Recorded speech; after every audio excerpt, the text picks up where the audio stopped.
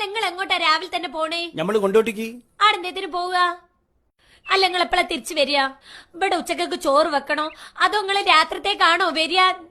അല്ല നിങ്ങൾ രാത്രിത്തേക്ക് എന്തോ തിന്നിട്ടാണോ വരിക? എന്താണ് നമ്മൾ ചെയ്യേണ്ടത്? നിങ്ങളൊന്ന് പറഞ്ഞു. റബ്ബേ, ഏതെങ്കിലും ഒരു ബൈക്ക് ഇറങ്ങുമ്പോ ഓളെ പകരം 100-150 ചോദ്യാണ്. കല്യാണം കഴിക്കാത്തോണ്ടാണ് കൊളംബസ് അമേരിക്ക കണ്ടുപിടിച്ചെന്ന് ബാലേട്ടൻ പറഞ്ഞ ശരിയാ?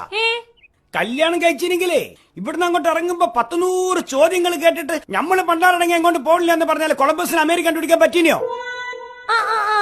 അപ്പൊ അയാൾ കണ്ടുപിടിക്കണ വരെ അമേരിക്ക എന്ന് പറഞ്ഞ ഒരു സാധനം ആടല്ലായിനോ?